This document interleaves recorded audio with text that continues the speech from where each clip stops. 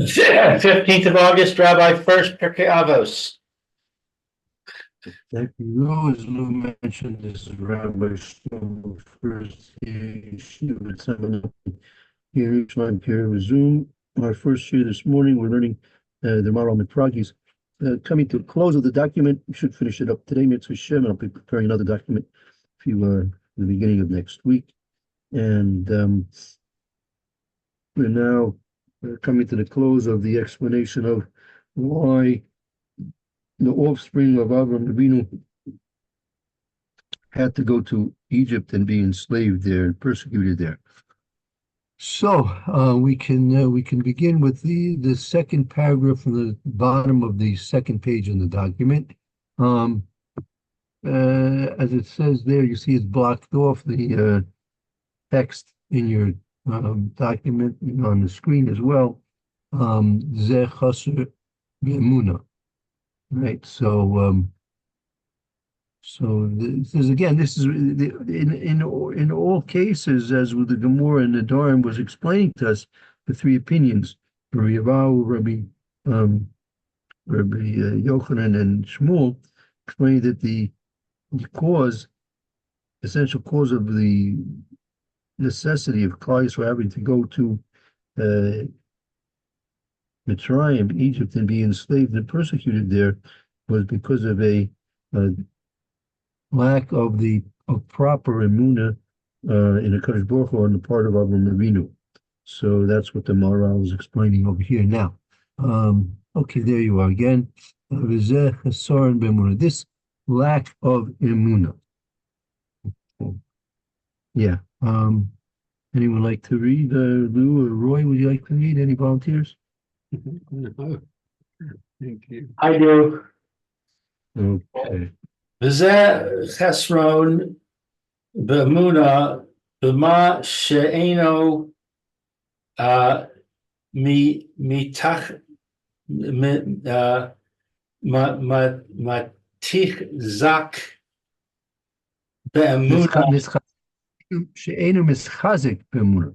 She'enu mischazik be'emuna kamo shiroi aval me amin he.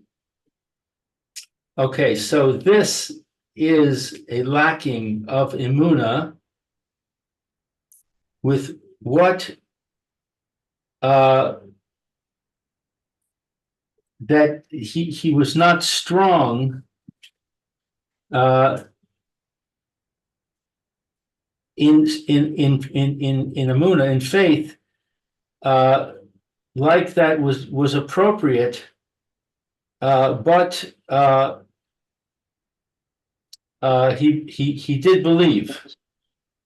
Right. So basically, what the Maharal is saying that there was a lack of emunah on the part of Avram Avinu in terms of what the Kadosh Baruch Hu expected from him.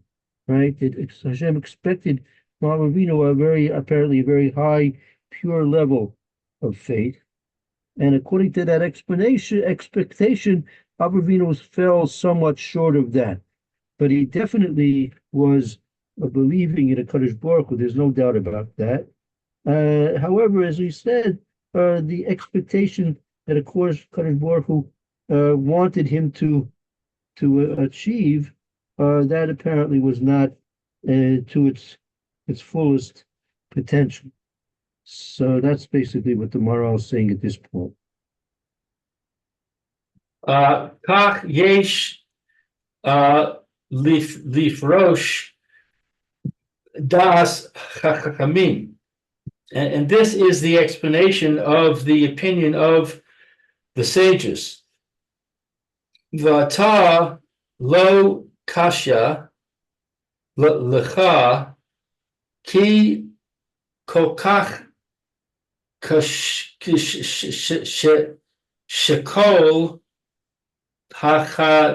hachet zeh shel Avraham lehavi onesh gadol al zera Avraham.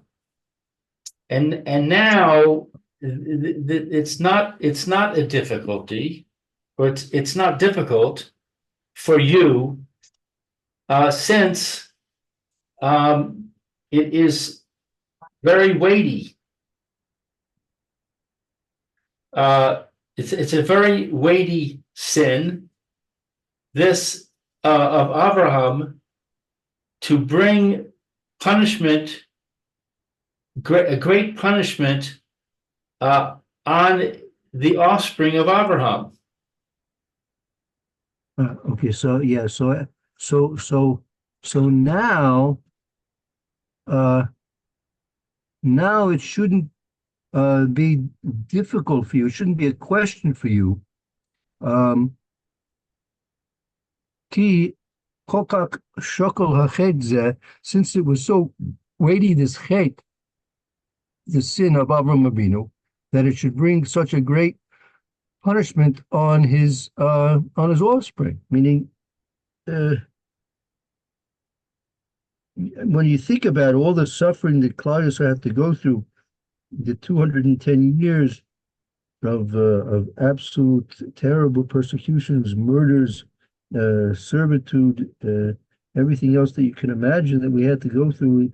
There was, we're talking about hundreds and thousands and millions, perhaps, of people undergoing that suffering. You have to think that what was so absolutely serious about this chet, that all those people deserved all that suffering, right? So he said, "No, I'll say no. This shouldn't be a question to you at this point. At this point, this shouldn't be a question. Why? Ki b'vadai. Ki b'vadai mitzad atzmo roi she yeh mis pars sam mitzios Hashem Yisbarach Ba'olam, because for certain, from the perspective, from his own perspective, it was appropriate that he should be publicizing the existence of Hashem in the world. Kima hi nechshav haolam im lo noda v'nis parsam mitzi oso yisbarach ba'olam. Because what was significant in the world, if not known and publicized,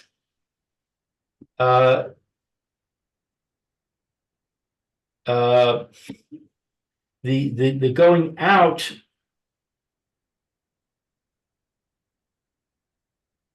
Matthias is the that Akiba Vadai Mitzad Atzmo Roy Shie Misfarsem Mitzias Hashem Yisbarach Ba'olam Ki Mitzad Atzmo, because from Avram Avinu's own self, it was befitting that it would be publicized and make known the existence of Shem in the world. Meaning Avram Avinu, his purpose was to make known the existence of the Kadosh Baruch Hu in the world. That was his essence of his existence. Right? right. Now, so maybe when you look at these three things, namely, number one, he made an army from the Tamil Chachamim. Number two, he asked B'ma Eda. Number three, he didn't make the converts uh, of Sodom when he had a chance to make them into converts. He didn't do that. So in all these three things, perhaps the common denominator is it's not simply a slight, ever so slight fault in his emunah. That we've explained and discussed already. But here there's another thing that Avraham Avinu's his essence of the reason why he's in the world, why he came into the world, was to make known and publicize the mitzias of a Kadosh Baruch Hu, the existence of a Kadosh Baruch Hu. And it could be that these three things, each in their own way, was in some way detracting from that. That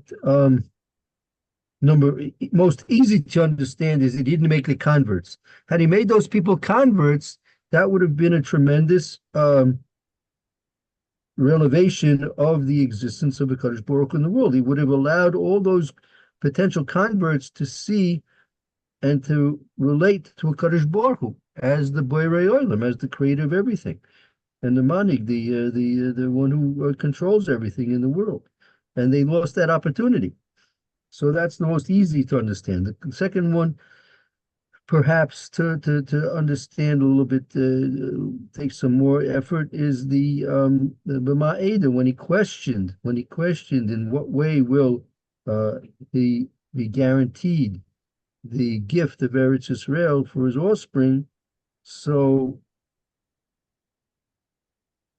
apparently that's something which is a private question that was asked from Avinu to Kadosh Baruch Hu. Seemingly a private thing, not a public thing. So that's a little bit difficult to understand how that's going to be by asking that question. It seems a little bit difficult to explain that question. How does that take away from the purpose of Avinu in terms of declaring and making known the existence of a Kadosh Baruch Hu? So I'm not clear about that 100%. But the first and that he made an army of the Talmidei Chachamim, that that detracted from the mission of Avinu to make known to everyone the existence of a Kadosh Baruch Hu in the world. Perhaps if he had not taken the Talmidei Chachamim, and either as he could have just done, maybe just taken Eliezer himself, number one, or perhaps even if, as was suggested by the Maharal, that he simply took those who were more trained and well equipped to wage battle. And he would do things not by disturbing the Talmidei Chachamim. That would show, perhaps, this is a little bit difficult to understand as well, but perhaps it would show that Avinu was using the normal means of waging war, meaning it's abnormal to wage war with those who are Talmidei Chachamim, because number one, they're not trained for it. That's not their expertise to wage war. Number one. Number two is it's not their purpose. Their purpose is to sit and learn the Torah of Kadosh Baruch Hu. Their purpose is not to go out and wage war. So number one, he's taking them away from their purpose. Number two, he's perhaps relying more on a nace, that by taking the Talmidei Chachamim out to war. So how that detracts from the publicity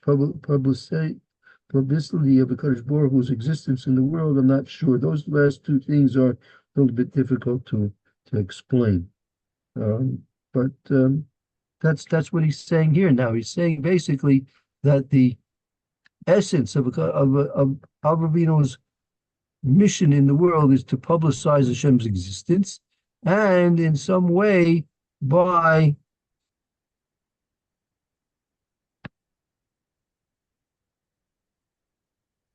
being lax in his faith somehow, some way, some slight way, that interfered with his mission in the world. So therefore, because he was lax in fulfilling his mission, his offspring had to go to Mitzrayim in order to compensate for that, meaning had the proper Kiddush Hashem, had the proper knowledge of Hashem be realized in the lifetime of Avraham Avinu, then his offspring would not have had to go down to Mitzrayim and bring about all the things that Hashem did in order to prove his existence in that way by taking us out of Mitzrayim. That would have been perhaps done by Avraham Avinu in the earlier generations. But since that was not accomplished, so then therefore he needs to therefore have a servitude, enslavement of his offspring in Mitzrayim to compensate for that. That's what he's saying over here. I wonder, Rabbi, if regarding the Talmidei Chachamim, if we could say that he reduced the appreciation of Hashem in the world by taking these people away from their Torah study, so that those individuals would have less amuna while they were running around in battle than when they were sitting in the yeshiva.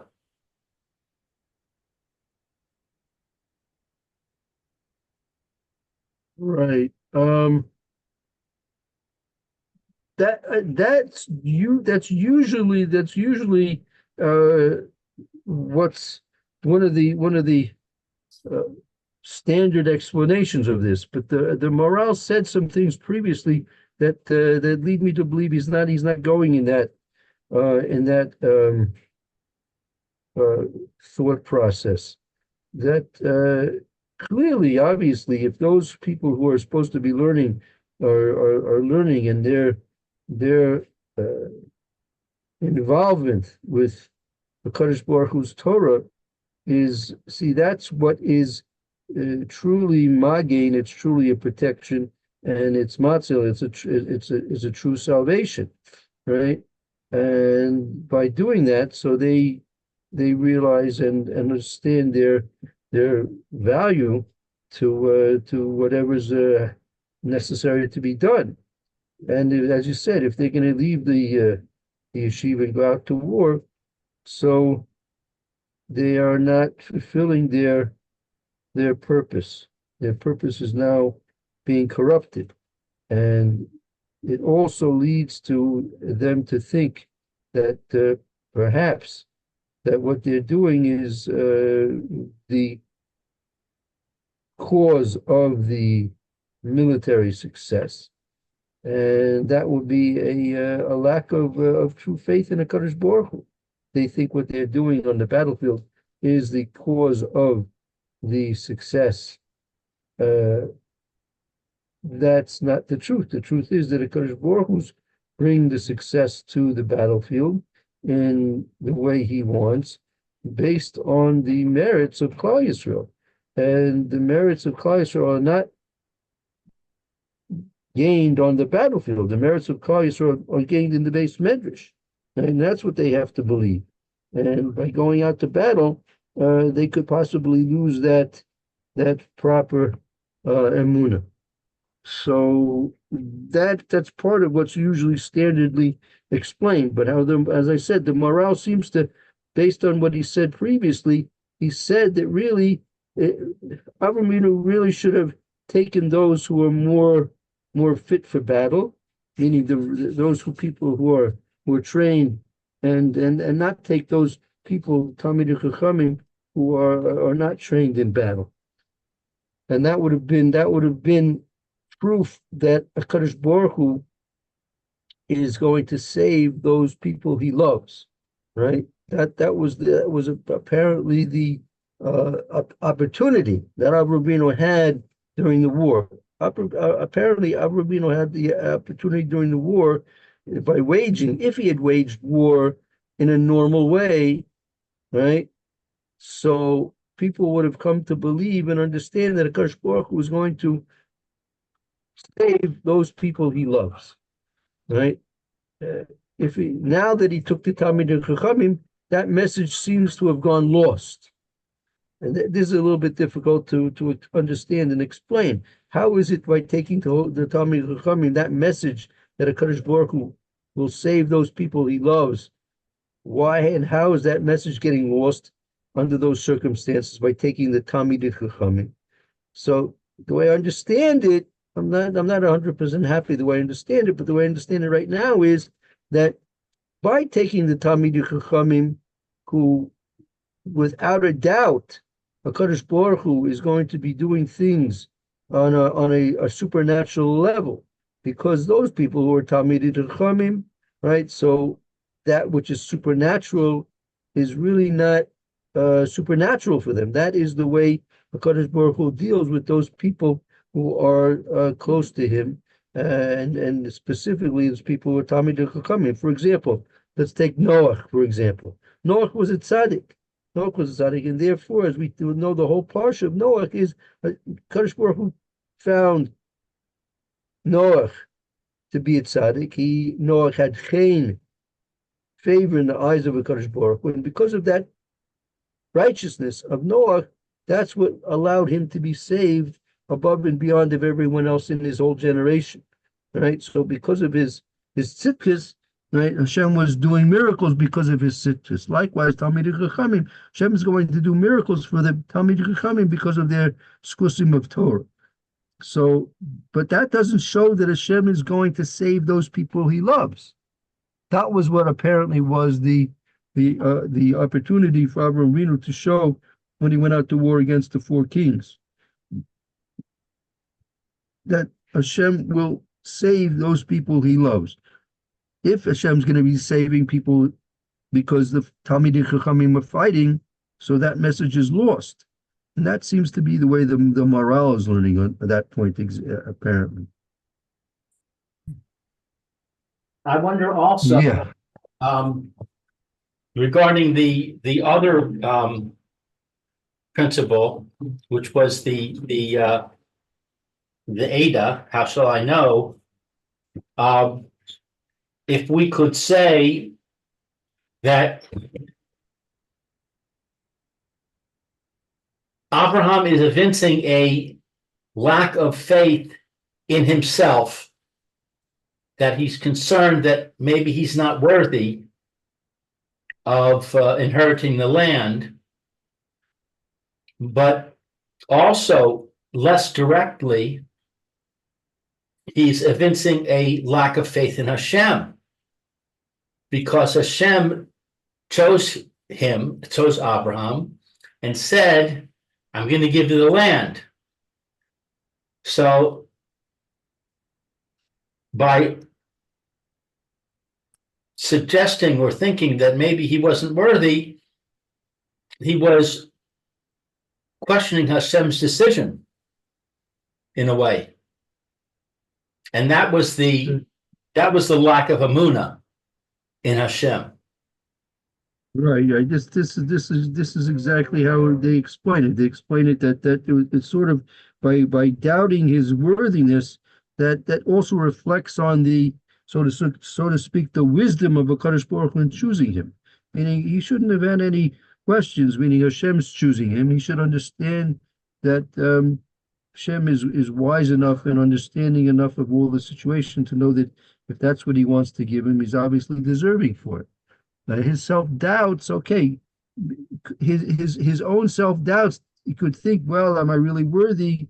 That he could, but if he keeps it to himself, that's one thing, rather than asking the blatant question, right? The blatant question seems to cast doubt on the, so to speak, the wisdom of HaKadosh Baruch Hu's choice for him to give him the land. Yeah, exactly, right. Yeah. Okay, weiter. Okay. Yeah, very good. Ki ma hi nachshav ha'olam im lo noda v'nis parsam mitzioso yisbarach ba'olam. Since what he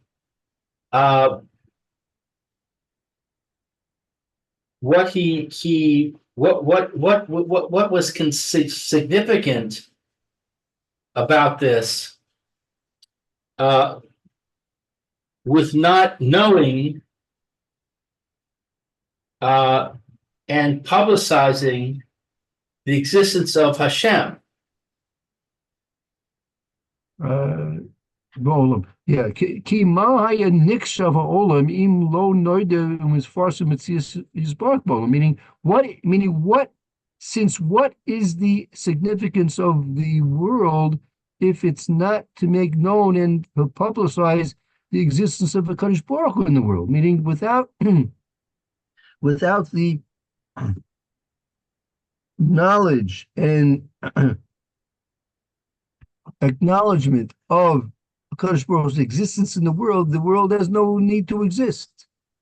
There's no need to exist if people are not going to acknowledge the existence of a Kadosh Baruch Hu, which is in a certain way, that's a very frightening thought, right? That we have to realize that when the Kadosh Baruch Hu created the universe, he created Adam Rishon, and therefore humanity, right? There was a reason why this was created, why everything was created.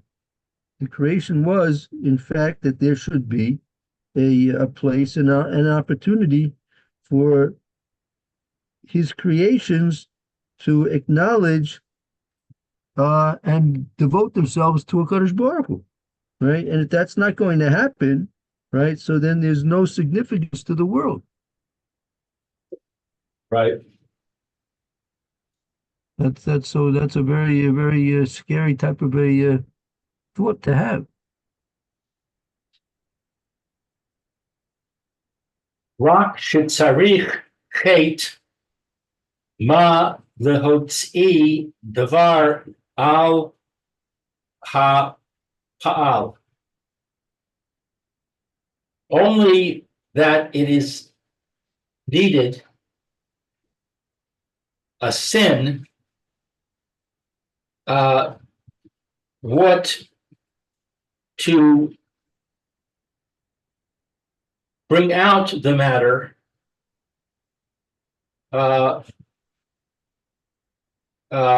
in reality. Right. Rak shitzur chet mashal tzia davar el hapol. So rak shitzur chet mashal tzia davar el hapol. Now, rather, it's only required that because of the chet, because of this chet, now the thing has to be brought out from potential to reality. The sof he she yavod She'ibud v'tzara. she'ibud v'tzara. In the final analysis, it is what is she'ibud? Shibud is the servitude, the slavery. Shibud, servitude, and the suffering. So in the final analysis, it's the servitude and the suffering. Ve'ein ze below chet, and we wouldn't have this without the sin. V'davar kizeh ein tzarich rak chet me'at uketan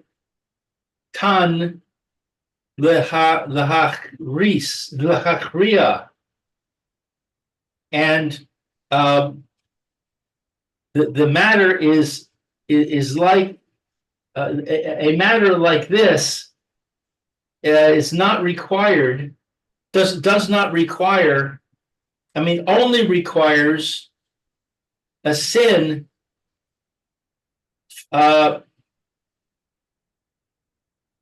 Ma'at b'katan. It only requires a slight and small sin to decide it. Meaning things could have been done without the suffering, but when there's a sin, even if there's a small and slight type of a sin, nevertheless, that will be enough to decide things in the manner that will require the suffering.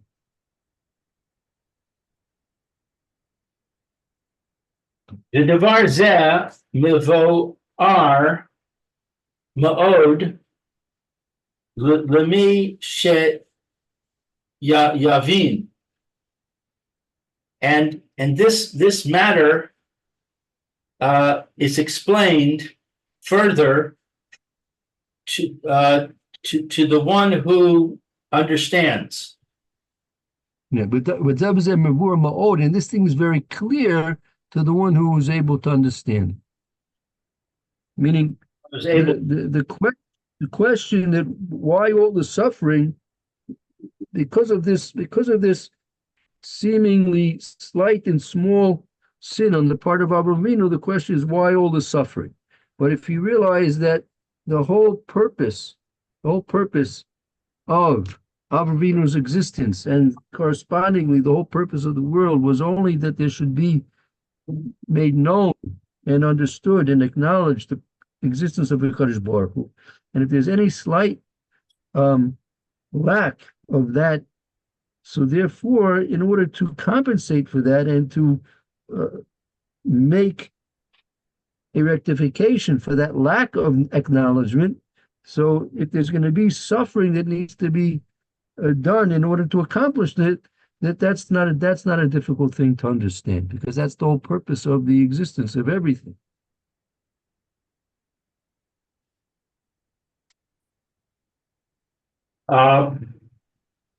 ותבין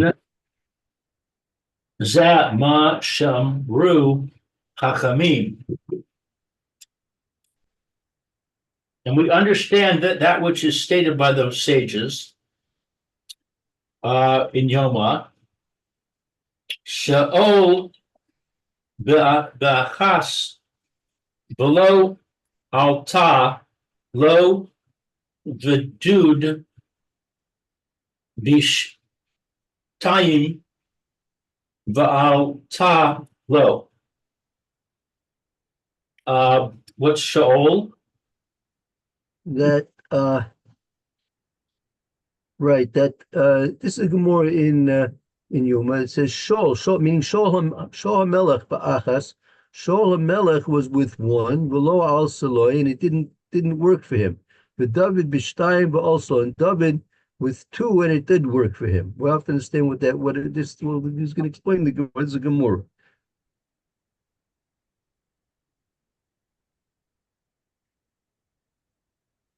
Okay, so Sha'al with one, it didn't work, and David with two, it did work. Right. Meaning, we'll see. We'll see how the Maharal explains. What's this Gemara referring to? V'hayinu mipnei shedud David, he roy le malchus mitzad atzmo shenatsan Hashem Yisbarach Hamalchus Lazera Yehuda. And it was because that David was fitting for the kingship from his own perspective, that Hashem Yisbarach gave him the kingship to the offspring of Yehuda. Lefichach lo he nidcha Bikalos v'nanas, v'nenas, Venenash. Right, Venenash. v'nenash. And therefore, uh, what is nidaka? Right. So, so it says the meaning. The explanation the Gemara mentions that Shaul was had with one, and he didn't. It didn't work for him, and David had two, and it did work for him. Now, what does that mean? So it said here, "Hainu b'fnei David haya roi lamalchus mitzad atzmo." That number one, David was fit for the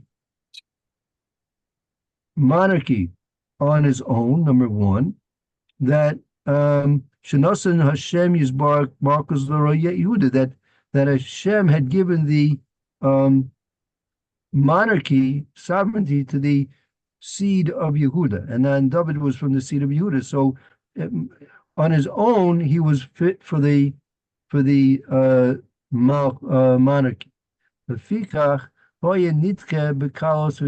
Therefore, he was not pushed away easily and punished.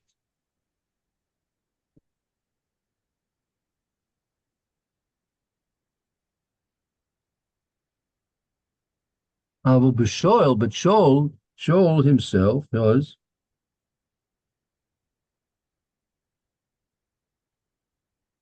Aval Shoel Shalo Haya Roy Mitzad Atzmo, that he was not fitting from his own perspective, Lamalchus, for the kingship. Kamo David Naanash. Like David, he was punished. Right. So Shaul, who was not fit on his own for the monarchy, like David, therefore Shaul was punished. I'm surprised at that. I thought it was going to say he was fit, but he wasn't in the line of Yehuda.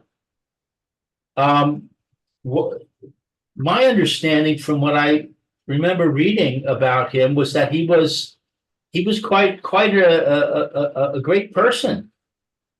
And I would question the fact that he was anointed by Shmuel if he wasn't fit.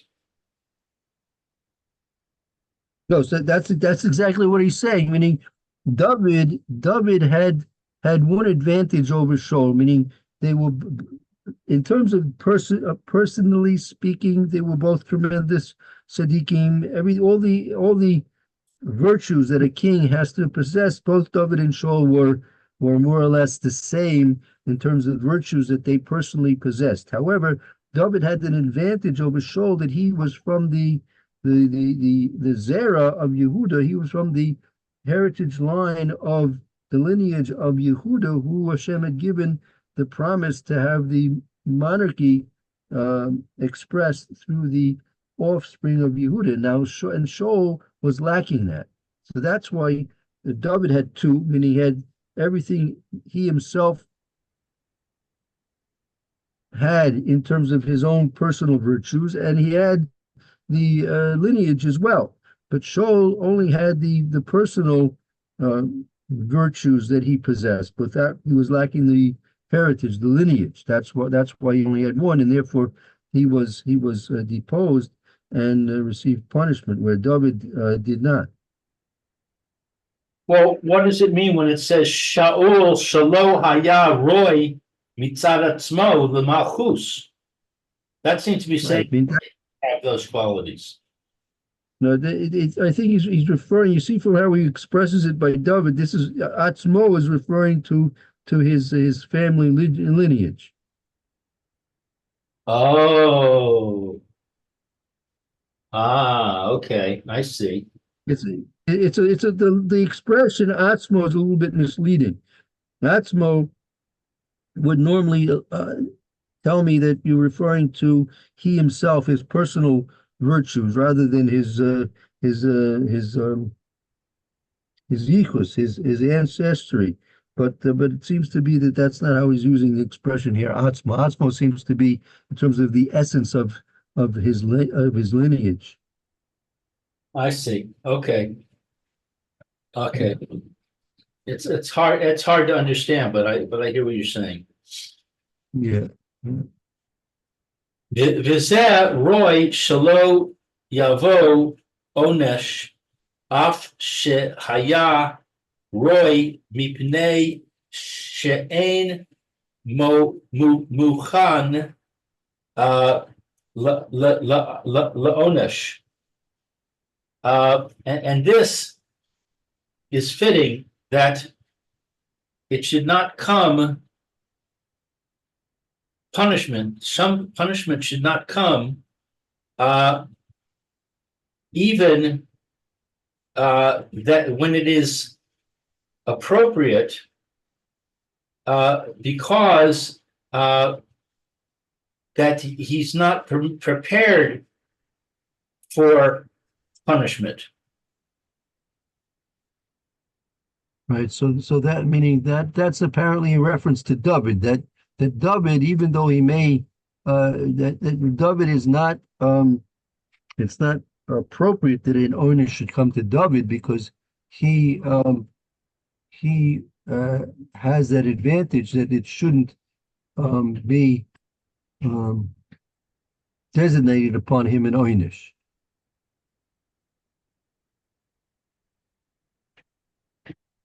I'm not following.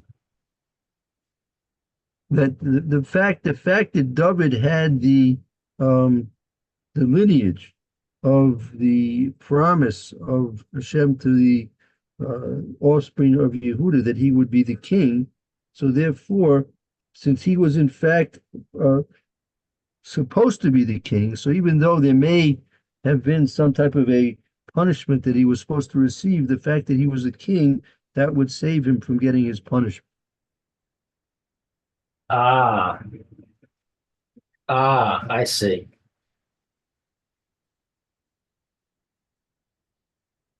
I see. Okay. I don't know what hey is. Now, who hadin? The same applies in the hepech, in the opposite way. In the hepech, in the opposite way. The same applies in the opposite way. Opposite. Zeh kasher hadavar roy the ba mitzad atzmo kamo ha anin hazeh. And it is the law that the opposite this when the matter is fitting to come from the perspective of himself, like ha'inyan, like this subject.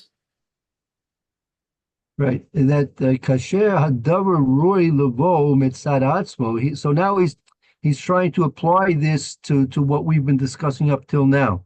Meaning kasher hadavar roy levo mitzad atzmos.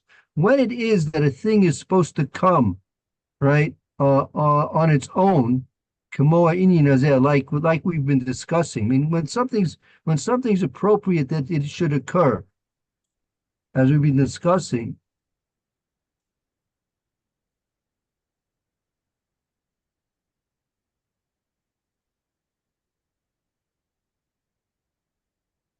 Right. So when something is appropriate that it's supposed to occur, meaning there's something which is supposed to occur.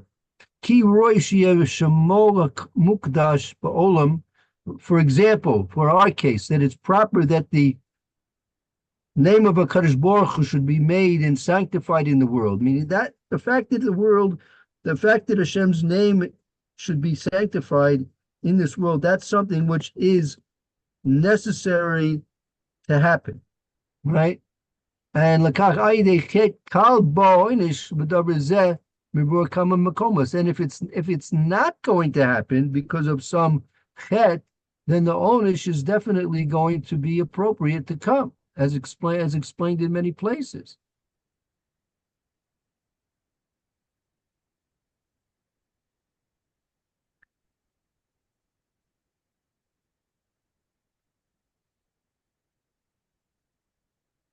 Mitzad Acher Hayaroi Legolus, and also from another perspective, it also that it was appropriate Golus Vashibud, the exile and the servitude of Israel to the Jewish people. Commotion was Barlach Bepirking Sha'avra, as we've explained in the previous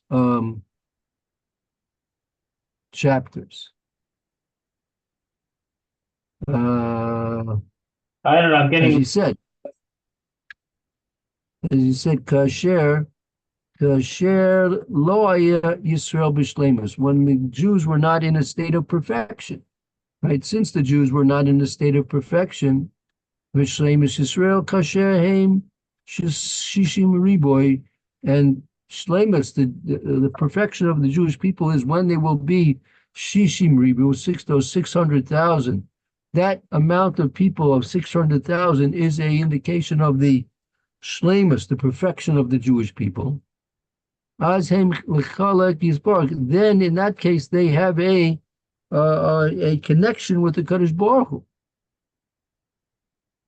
It's because they have, even though they're sinning. Well, there was in the 600,000. There was no particular sinning at that point, right? Isn't that 600,000 represented a perfection in the connection of the Jewish people to Kadosh Baruch Hu. But doesn't there a midrash that says Zev Avodah Zarah? That was before. That was the 600,000 when we came out of Mitzrayim. After the taking of the Korban Pesach and the Bris Milah, we were cleansed from that. Yeah, those people who came out of Mitzrayim, those 600 that came out of Mitzrayim, they had done tshuva through taking the set for the Korban Pesach and the Bris Milah. That was part of their tshuva for many of Avodah Zarah that they may have done. But isn't that statement by the Malachim made at the Yam Suf? Right, but that's because there's a question of kapora.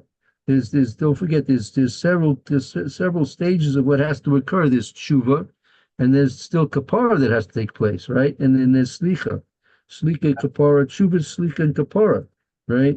Right. So sometimes in spite of tshuva, there still has to be a kapara taking place, right?